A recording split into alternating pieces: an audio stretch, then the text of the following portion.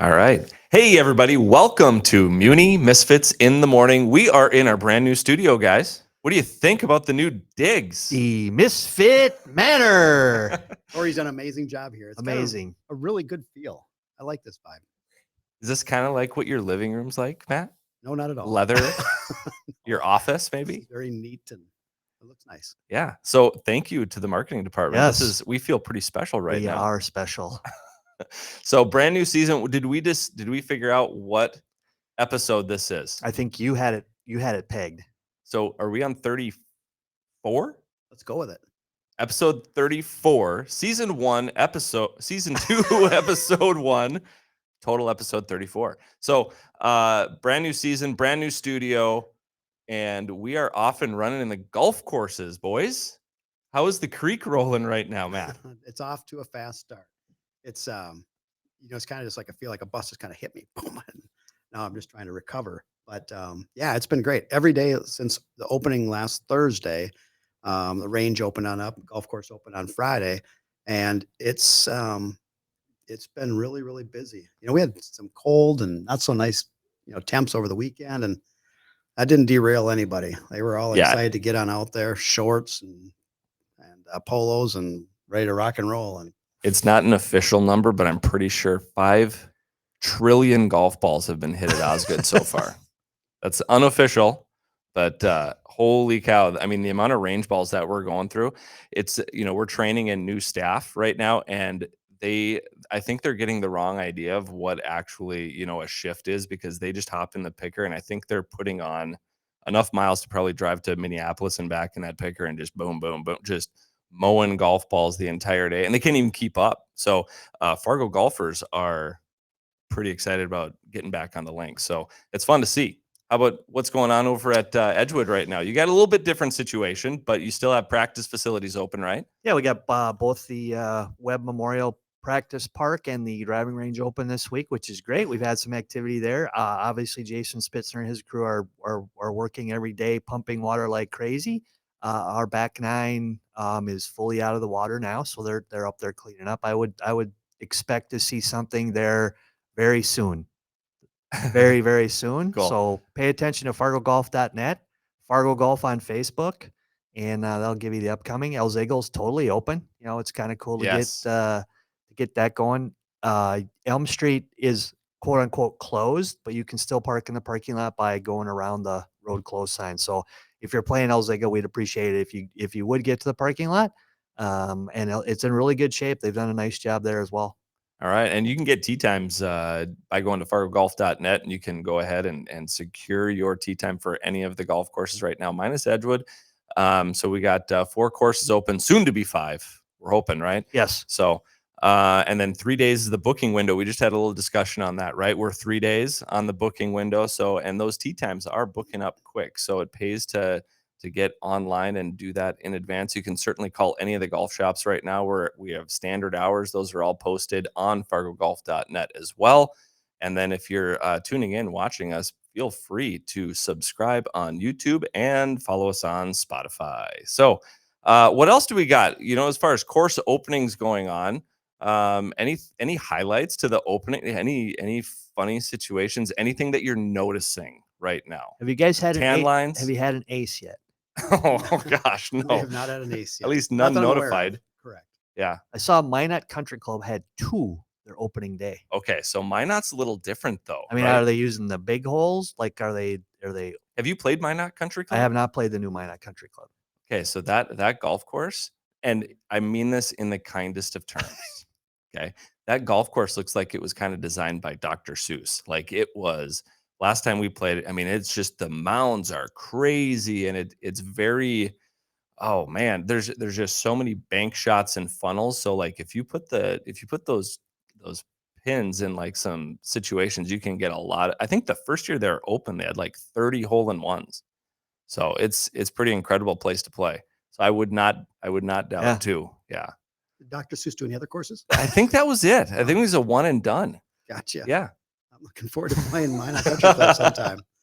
And I don't know if we've had anything really unusual happen. It's just it's just like you said, the range has been absolutely just crazy. And so it's fun to see people just wanting to get on out there. And see if they can knock the dust off. And what's crazy is, I know myself, I'm not hitting it on the nose every time, but Come on now. I can't believe how many golf balls I'm finding 2 fairways over on our driving range.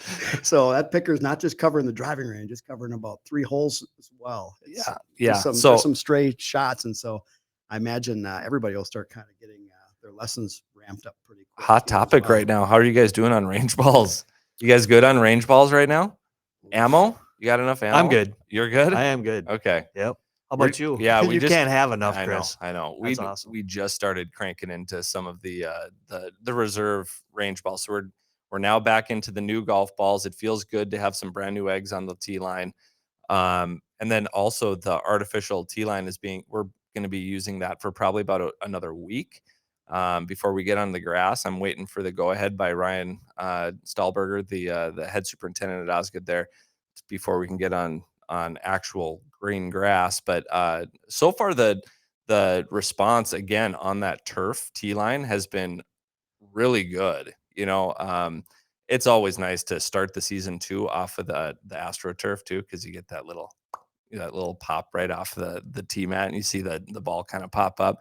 But it definitely does do a really good job of resembling what you'd have on a standard grass lie. You get a little added benefit, a little forgiveness there, but overwhelmingly positive response there. So I'm excited because you guys got potentially one going in this fall. We're starting ours in August. Yeah. So, and I think you guys probably need it the most. Yeah. We're pretty tight. They're pretty small. It'll really help us in the spring and in the fall. So when we actually do get on the turf, it's not beat up for 7 months. Mostly when you started in the spring and now the last couple 3 days have been better with weather wise, but we're still starting to get some. Obviously you've seen some grass green up at the golf courses for sure. I think the guys have done a fantastic job of getting ready. It was a late start, but it's not like they could do a whole bunch before they started anyway. So, as they go along, the turf needs an opportunity to start to grow. Yep. And having an artificial tee to start the year and end the year will be very beneficial for everybody, I think. Yeah, absolutely. The funny thing too, we do see some people that use the turf tee line. They don't realize they can actually tee it up. They can actually tee up a golf ball on that turf tee line. And so then, we do have to kind of monitor it, because then people, I don't know what happens when you're on a golf course or even a driving range. You kind of lose your surroundings. I don't know what it is, so like people will go and actually tee up a golf ball like 5 paces into the driving range while there's like a firing squad behind them. So yes, if you're coming out to Osgood, you can certainly tee up a golf ball. I don't want to see any casualties out there early in the season or any part of the season. So but yeah, turf, 2 thumbs up. It's been awesome. So and then we also got to talk about league openers. Have you been getting any calls for what's going on with leagues right now? Oh yeah. I know we've got our league starting up next week. So both our women's will start on Tuesday night and our men will start on Thursday. I think already for our ladies league and men's league, they can call up to a week in advance to sign up for that next week. And I think we've already got over 160 some guys set for Holy Thursday. Cow. And ladies is coming along nicely as well.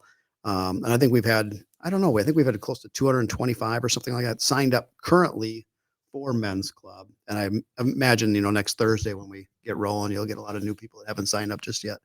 So that's going to be really, really good. It's going to be tough to get everybody that wants to play in on a given day. Yeah. Did you have anybody questioning if you were going to do league on opening week?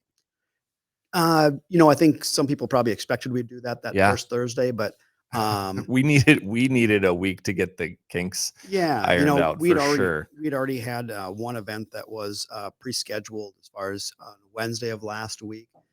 So we knew a portion of the day was already going to be booked up, and just didn't feel comfortable starting league, that very first week, especially as the first, first weather we were going to have. And so that's why we kind of opted to keep, leave it till the 9th and the 11th to begin play. And so, so I think that's really positive. That's where I think golf still continues to be in a really good place right now. You're seeing the large numbers coming out right away this spring, the interest in the league activities. We've had a large number of phone calls already inquiring about lesson opportunities. Yep. And then, now some of the junior stuff is starting to go. So yeah, as far as Osgood too with leagues, we kind of go bananas there with leagues. So we've got women starting on.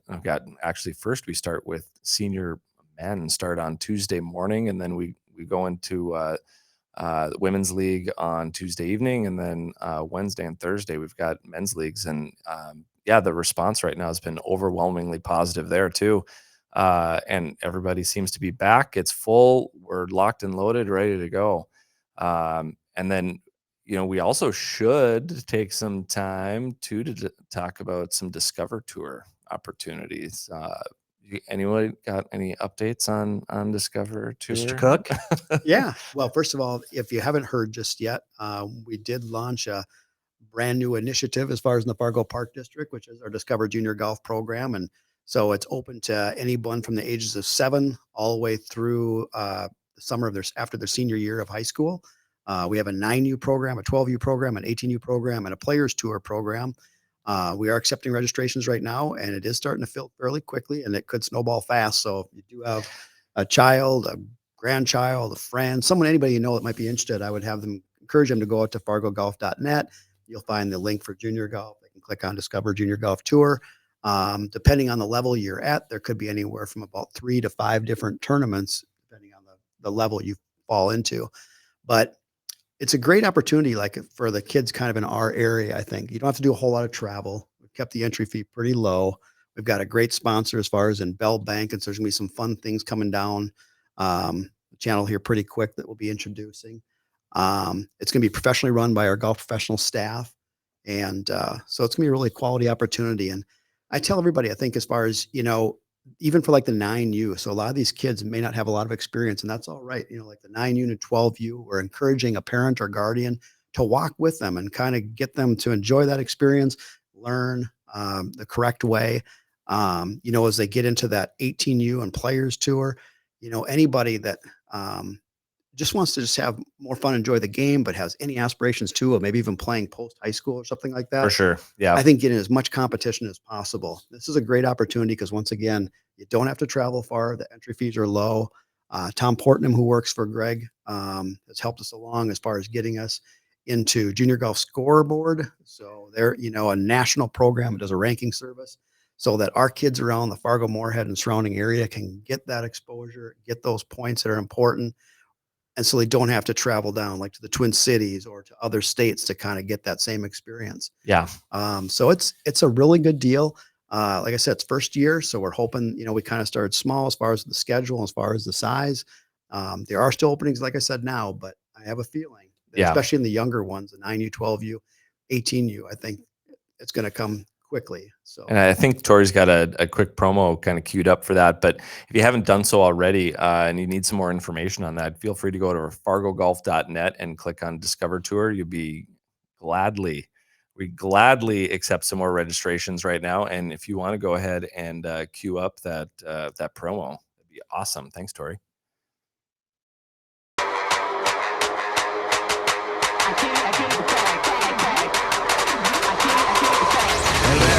Let's work.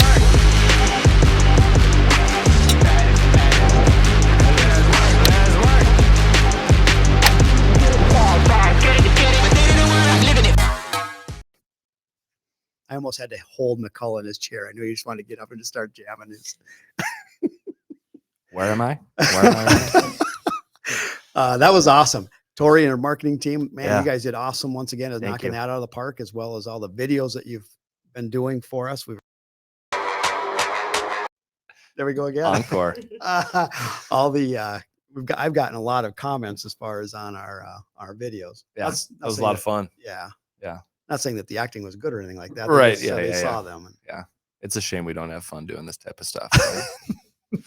So, but yeah, so if you need any more information, go over to Discover Tour or go over to fargogolf.net to get you locked and loaded into Discover Tour. And you do not have to be from Fargo Moorhead. It's open to anybody, anywhere. If you want to fly in from California, we have the Fargo Jet Center. Go for it. Yeah, so absolutely. It's just not Fargo Moorhead. Why wouldn't you? I know, by the right? way? Yeah. And if you have any questions, don't be afraid to reach out to Matt Cook or I, and we can try to help you along there. Do we have anything else to add today, guys? I mean, I've got some bullet points here that we kind of hit on today. Do you have anything else that you need to add? Yeah, I mean, the ranges are open now. Yep. Have you went out and just kind of watched at all? I mean, we know the results by where the range balls are. Yeah. But how about just kind of going out and watching? Is there anything you guys would, let's keep it simple here. Yeah. Let's do the KISS method. What would be advantages, or what can you do when you first start to come out in the spring? I mean, we just had like a 8-month winter. So all I'm going to do is I'm going to go to the driving range and grab my driver and 5 large buckets of balls and just hammer. No, I'm not going to do that. But we do see a lot of guys coming out and they just want to like unload on the long winter that they had, right? So they're just coming out like with that driver in hand and they are just going to hammer golf balls. So if you're in to like better your game, that's probably not the best method, right? So do a full warm up. We actually probably want to see a little bit of stretching, right? I don't want to see any injuries out on the driving range right now. So get those muscles back into golf shape. I know golf is a sport. You do need to have some flexibility, and you do need. So I'd say number one, kind of do a full on warm up before we start going full bore into like. I mean, do you not agree? Do you see that right now? But you're correct. And the first time we go out, I kind of understand it. The first time you go, we've had 2 good days now in the last 200. So the last 2 days have been so nice that we're going to just go. First time we're going to just go bang balls, and that's fine. But eventually you got to, because it is based on score, right? I mean, you want to try to get a feel of what's going on. For me, right?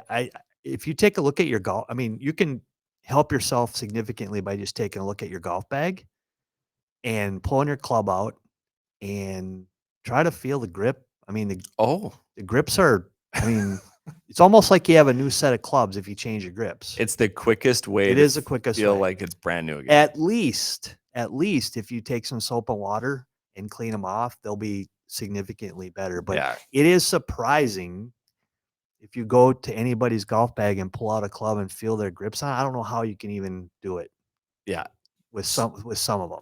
So Greg's looking for some grip, grip servicing. Well, I'm not again, right? I don't care where you do it. 1-800 Greg grips. You can right now. significantly do yourself a good deed. And we play so much golf here. We think how many rounds should you regrip? And we understand that this isn't going to happen, but how many, Chris? How many rounds? Yeah, how many rounds before you should regrip? Okay, well, I guess I don't have. I mean, because if you have like really sweaty hands, you're going to produce a lot more oil, and those grips are going to get worn down a lot quicker. Yes. Do you have corded grips? Do you have non-cord? Do you have half cords? There's a lot of stuff that probably goes into that. But honestly, I'd probably say for most people that you play.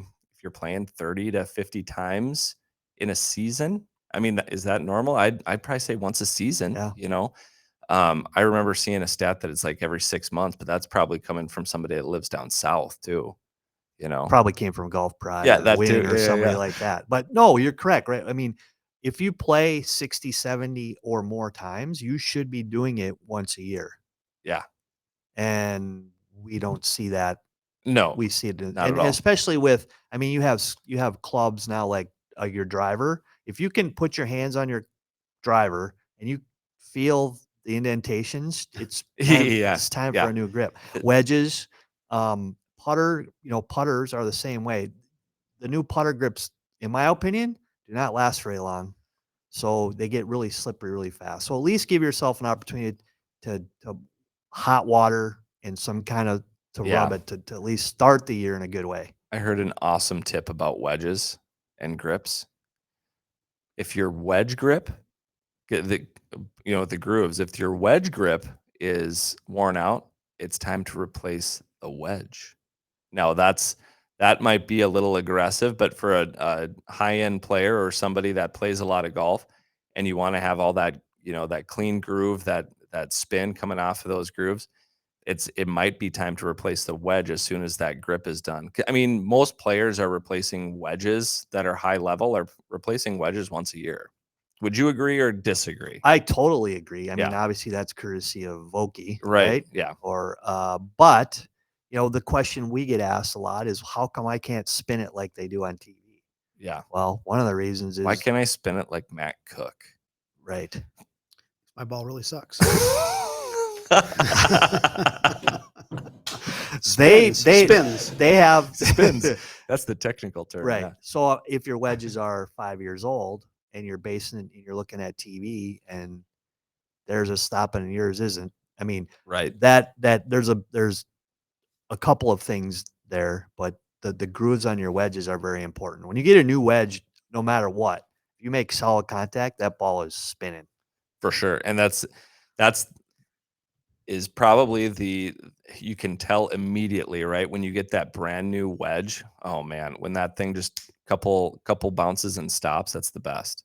Right, Matt? I was sitting out with Chris Croach last summer, and he was hitting some pitch shots around the greens, and he had his quad there. And it was interesting because he was kind of doing a study talking about just like the grass on the face. So he's just hitting little chip shots off a closely mown area. And you're still going to get just a little bit of probably grass as far as in the bottom grooves. And, you know, so he was making sure that he was cleaning it every single strike. All right. Cause he just wanted to see what it was like.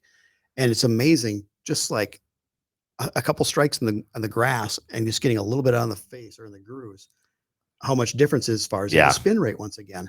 So, I mean, the one thing people could probably do is clean their clubs. And I've probably said this before on our podcast, and that's why I hate to throw my daughter under there, but it's like, I'll look at the clubs sometimes. I'm sure she's not unique as far as the high school students or general golfers or golfers in general.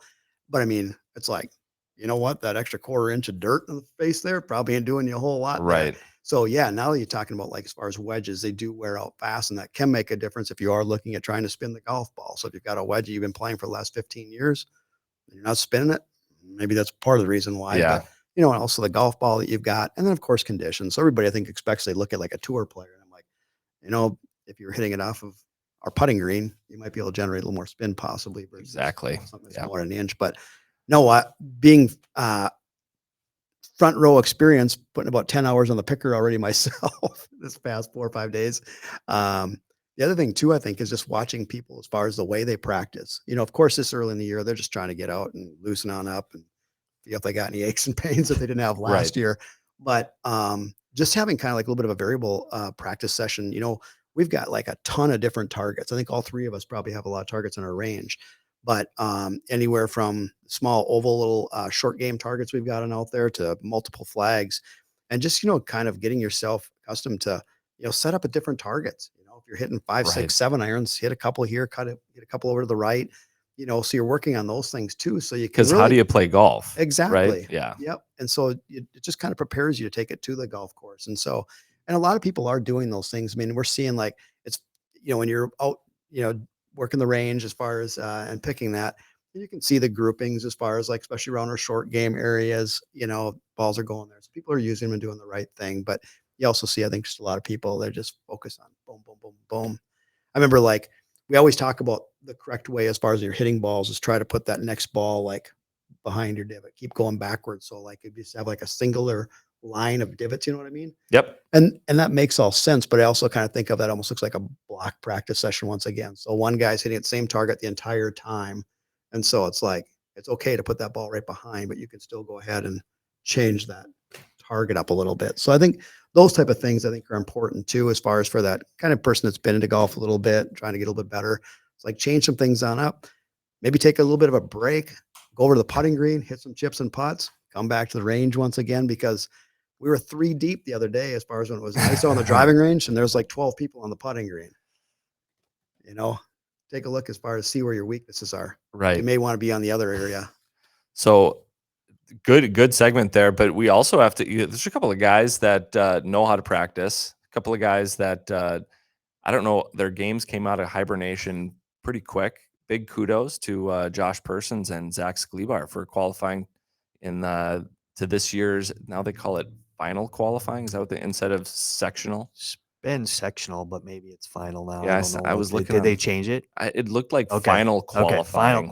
All Yeah. right. So they just passed local. Yep. And they were at TPC Twin Cities, I Yep. believe. So way to go, boys. Yeah, that's awesome. Congratulations. Yeah. Be nice to see some local flavor out in where are we now? For US Open, that is I don't know. oh, it's right there. I know. It's so Oak Hill is PGA Championship.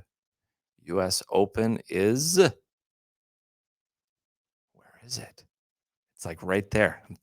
Tori, you're gonna have to find it for us. Where's the US Open this year? It's a good one. It's a good one.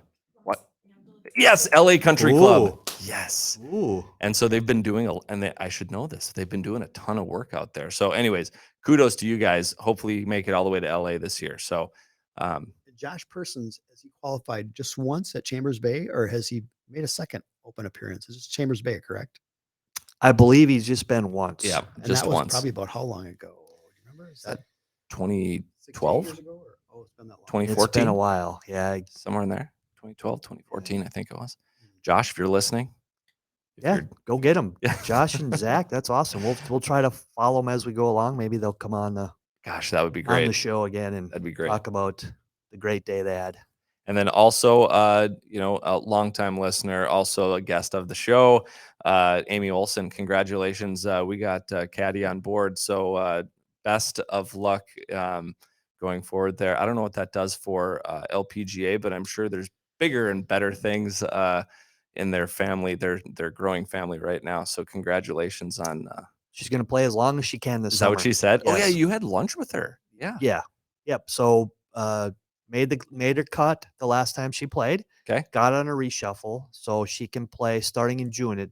She said the LPGA schedule is a little different this year. They have a lot of early events that are limited fields, and then they really hit it hard in June. So she's going to play starting in June, and I think play, 5-ish, give or take 2 or 3 or 4 there, and then she'll kind of play it by ear after that. And she had mentioned too, U.S. Women's Open at Pebble Beach this year. So she's got a little bit of extra to try and make it there. So that'd be cool to see. So best of luck there going forward. Anything else we need to add today? We're off and running, boys. Feel good. Feel good being back here. We're in a new place. Way to go, Tori.